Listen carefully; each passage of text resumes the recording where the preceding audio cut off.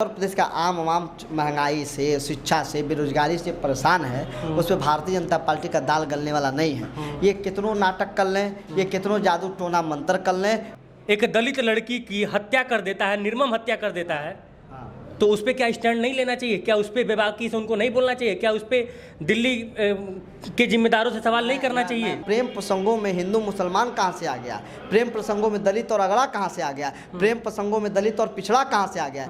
देखिए, गुंडे भाजपा में भरे, मैं बता रहा हूँ। ये नियत है कि जो अपराधी है, चाहे किसी जाति, किसी धर्म का, किसी बिरादरी का हो, आपने पर्टिकुलर एक जाति का नाम लिया है, किसी के माथे पर नहीं लिखा रहता वो अपराधी। कोई जाति अपराध नहीं होता, कोई धर्म अपराध नहीं होता। भारतीय जनता पार्टी कह रही है कि हम ही लोग सबसे ज़्यादा मेहनत कर रहे हैं, बाकी सब एकदम सुन रहे हैं, इधर उधर भटक रहे हैं। अभी लोग संगठन में सही से काम नहीं कर पा रहे हैं। विपक्ष एकदम से मतलब कि कहीं दूर दूर तक नजर नहीं आ रहा है। सारे अपराधी भारतीय जनता पार्टी में भरे हुए हैं। सारे गुंडे, जितने माफिया हैं, जितने भी माफिया हैं, खेल मंत्री बनते हैं लेकिन बेटियां सुरक्षित नहीं है अगर, और बेटियों का सर्वाधिक उत्पीड़न हो रहा है। यहाँ पे अगर लड़का मुस्लिम है, लड़की दलित है, तो यहाँ पे दलित और मुस्लिम नहीं होगा। लेकिन अभी अगर कोई तिवारी या फिर सिंह होता, कोई सवर्ण होता, सुन लीजिए सर, पूरा सुनियोजित तरीके से भारतीय जनता पार्टी बेटी बचाओ बेटी पढ़ाओ का जो नारा देती है, वो बेटी बचाओ और बेटी पढ़ाओ का नहीं है, बेटियों को मरवाओ और लाठी से पिटवाओ का नारा देती है। हमारे साथ इस वक्त समाजवादी पार्टी के युवा नेता शिवशंकर गौड़ जी हैं। क्या हाल चाल है सर? ठीक है, ठीक है। आप कैसे हैं? मैं ठीक हूँ, लेकिन ये बताइए कि 2024 का चुनाव जी, और भारतीय जनता पार्टी का जो संगठन है उसका आप जानते हैं हिसाब किताब, और भारतीय जनता पार्टी कह रही है कि हम ही लोग सबसे ज़्यादा मेहनत कर रहे हैं, बाकी सब एकदम सुन रहे हैं, इधर उधर भटक रहे हैं। अभी लोग संगठन में सही से काम नहीं कर पा रहे हैं। विपक्ष एकदम से मतलब कि कहीं दूर दूर तक नजर नहीं आ रहा है। देखिए, अभी एक चुनाव बीता है विधानसभा का, भारतीय जनता पार्टी का पूरा नाटक था, तभी नहीं मिला उनको कर्नाटक, नहीं मिल पाया ना। और देश की जनता समझ चुकी है कि बेईमान और झूठों की पार्टी है, झूठ के आधार पे सरकार में आ जाते हैं। अब एक राज्य जीत गए हैं तो अब आप कह रहे हैं कि जीते हैं, जो भी जीता हो विपक्ष जीता है। लेकिन पूरी तरीके से जिस प्रकार से उत्तर प्रदेश का आम महंगाई से, शिक्षा से, बेरोजगारी से परेशान है, उस पर भारतीय जनता पार्टी का दाल गलने वाला नहीं है। ये कितनों नाटक कर लें, ये कितनों जादू टोना मंत्र कर लें, लेकिन इस बार भारतीय जनता पार्टी का उत्तर प्रदेश से सफाया होने जा रहा है। माननीय अखिलेश यादव जी के कुशल नेतृत्व में आपको बता दें कि 80 की 80 सीटें हम लोग लोकसभा की जीतने जा रहे हैं। चलिए, मैं मान लेता हूँ, ठीक है। अब हम मुद्दे पे आ जाते हैं। जैसे आजकल में अखिलेश यादव जी का जो ट्वीट है, फेसबुक पोस्ट है, अब हम लोग का काम है, हम लोग देखते रहते हैं। भाई देखेंगे, वहाँ से वो खबरें मिलती हैं हम लोग को, तो देखते रहते हैं। उत्तर प्रदेश में खासकर गोरखपुर में कोई घटना हो तो दन दे ट्वीटिया देते हैं, ट्वीट पे चाहे फेसबुक किया देते हैं। दिक्कत है उससे? नहीं, दिक्कत नहीं है, करना चाहिए। एक मजबूत विपक्ष जरूरी है, हम लोग को भी उससे बल मिलता है, और हम ही लोगों के खबरों को लेके वो पोस्ट करते हैं ना। लेकिन जब कोई मुस्लिम लड़का एक दलित लड़की की हत्या कर देता है, निर्मम हत्या कर देता है, तो उस पर क्या स्टैंड नहीं लेना चाहिए? क्या उस पर बेबाकी से उनको नहीं बोलना चाहिए? क्या उस पर दिल्ली के जिम्मेदारों से सवाल नहीं करना चाहिए? मैं ये कह रहा हूँ आपसे कि अभी ये जो मुस्लिम युवक और दलित बेटी को मारा है, उसे कुछ दिन पहले अभी एक हिंदू युवक ने उस मुस्लिम बेटी को मारा है। तो मैं ये कह रहा हूँ, प्रेम प्रसंगों में हिंदू मुसलमान कहाँ से आ गया? प्रेम प्रसंगों में दलित और अगड़ा कहाँ से आ गया? प्रेम प्रसंगों में दलित और पिछड़ा कहाँ से आ गया? प्रेम तो प्रेम होता है। एक युवती, लेकिन अगर साहिल की जगह पे कोई तिवारी जी मारे होते तब तक दलित और ब्राह्मण या फिर सवर्ण हो गया होता। शिवशंकर जी, सवाल है ये, मेरा सवाल कंप्लीट हो जाने दीजिए, मैं सुन लूंगा।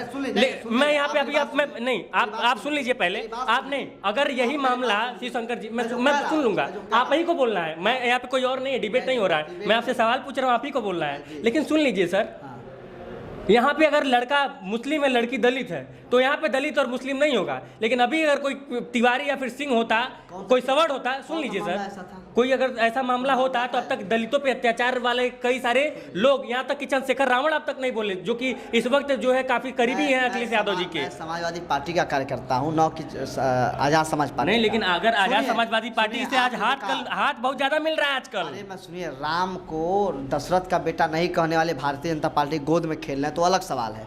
आप सुनिए, आप सवाल के तो उत्तर आप नहीं सुनते, दिक्कत ये है आपके साथ। मैं ये कह रहा हूँ, सबसे ज्यादा आप यहीं पे बोलते हैं। अगर प्रेम प्रसंग हो रहा है किसी के बीच, तो उसमें जाति धर्म नहीं आ सकता है, बात समझिएगा।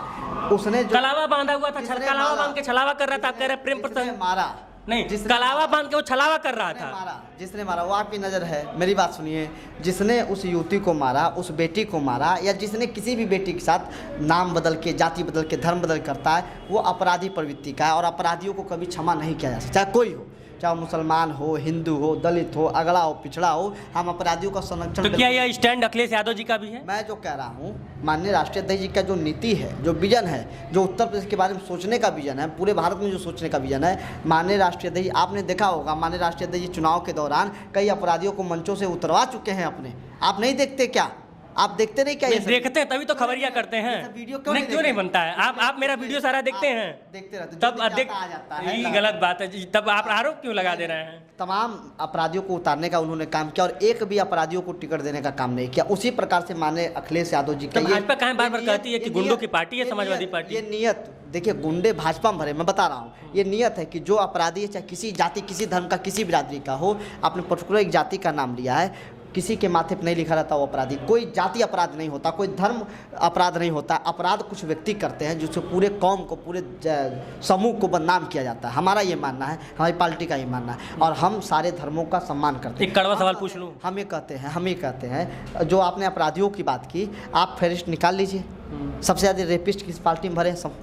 एक कड़वा सवाल पूछ लूँ? भारतीय जनता पार्टी में हमारे एक पूर्व मंत्री पर, पूर्व विधायक पे एक आरोप लगाया गया रेप का, बाइज्जत बरी कोर्ट ने उनको किया, बाइज्जत बरी किया। अभी एक रामपुर का मामला, मन्ने आजम साहब का मामला, उस पर भी गवाह ने कहा कि हम पे फर्जी दबाव दिया गया।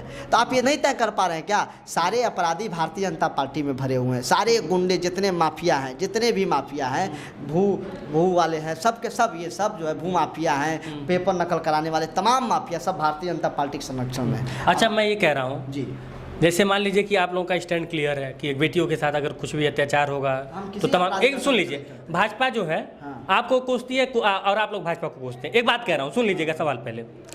ये तो चलिए ठीक है कि स्टैंड हो गया, लेकिन ये बताइए कि अगर देश की बेटियाँ जिन्होंने पूरे विश्व में देश का नाम रोशन किया है वो धरने पर बैठी हैं, तो उनके लिए क्या अखिलेश यादव जी की इतनी नैतिकता, मतलब कि उन्होंने ट्वीट किया, बार बार उन्होंने आवाज़ उठाया, लेकिन इतने बड़े नेता हैं वो और ज़मीनी नेता माने जाते हैं और ज़मीनी नेता के पुत्र हैं वो, धरती पुत्र मुलायम सिंह यादव के वो पुत्र हैं, एक बार चले क्यों नहीं गए धरने में? वो भी जमीन, देखिए आप ये तय नहीं कर सकते हैं, या तो कोई देश बल मिल जाता है उन लोगों को। मैं बता रहा हूँ, कोई ये तय नहीं कर सकता है कि समाजवादी पार्टी के माननीय राष्ट्रीय अध्यक्ष, जो उत्तर प्रदेश के सिरमौर हैं, आने वाले भविष्य हैं, जो उत्तर प्रदेश को विकास के मार्ग पर ले जाना चाहते हैं और भारत की राजनीति में एक अहम भूमिका है उनकी, वो कहाँ जाए कहाँ ना जाए ये आप और हम तय नहीं कर सकते। कहाँ जाए कहाँ नहीं वो अलग विषय है, लेकिन वहाँ पे उनके लिए वो अगर चले जाते तो उन बेटियों को बल मिल जाता। खिलाड़ियों के विषय को लगातार इन्होंने भारत सरकार के पटल पे, माननीय महामहिम के पटल पे इस विषय को लगातार उन्होंने उठाने का काम किया है और मैं कह रहा हूँ आने वाले सदन में भी हमारे सांसद जो हैं, हमारे समाजवादी पार्टी जो लोग हैं, वो भी लोकसभा में और राज्यसभा में जहाँ जहाँ हमारे लोग हैं इस विषय को रखेंगे।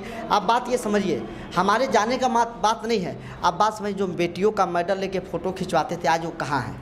वो सरकार क्यों सो रही है? आप बताइए ना, आप ये सत्ता पक्ष के लोगों को जवाब क्यों नहीं पूछते कि आज जिस प्रकार से देश में अन्याय हो रहा है, देश में जो अत्याचार हो रहा है, जो महिला खिलाड़ियों के साथ अन्याय किया जा रहा है, आज उस पर भारतीय जनता पार्टी और खेल मंत्री अनुराग ठाकुर क्या कर रहे हैं? अनुराग ठाकुर को नैतिकता के आधार पर इस्तीफा दे देना चाहिए पूरी तरीके से। खेल मंत्री बनते हैं लेकिन बेटियां सुरक्षित नहीं है अगर, और बेटियों का सर्वाधिक उत्पीड़न हो रहा है, तो ऐसी सरकारें जो, हम तो एक खबर देखे थे आप ही चैनल पे कि बेटियों को बुला, खिलाड़ियों को बुला के माननीय प्रधानमंत्री जी डिनर पार्टी दिए थे, अब मेडल देख रहे थे, बड़ा हालचाल, और अब क्या हो गया?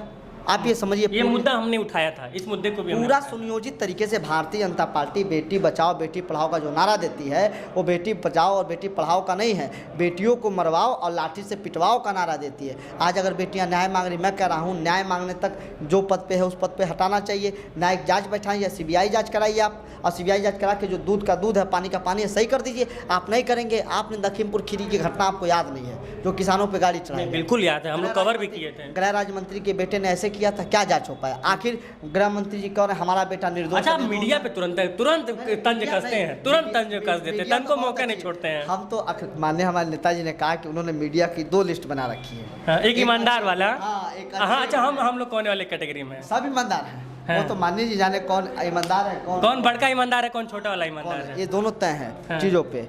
इस बात पे तय करके उन्होंने बना रखा है और बनाया हुआ है, तो इस बात को सुनिश्चित कर लीजिए कि ये चीज़ें चलेंगी और देश में लोकतंत्र बहाल होना चाहिए, हम ये चाहते हैं। चलिए, तो हमारे साथ शिवशंकर गौड़ जी थे, इनके बारे में लोग बस एक ही लाइन कहते हैं कि देखन में छोटन लगे घाव करे गंभीर, और बहुत ही जुझारू नेता हैं, बेबाकी से हर सवाल का जवाब देते हैं। एक बार आपको ऑनलाइन निमंत्रण है पत्रकार चाय वाला पे, एक बार फिर से आप आइए और वहाँ पे एक तगड़ी वाली बहस होगी आपके साथ तमाम मुद्दों पर, बिल्कुल चाय के साथ। आप इनसाइड भारत टीवी, बिल्कुल बिल्कुल, आप इनसाइड भारत टीवी देखते रहिए। जय हिंद।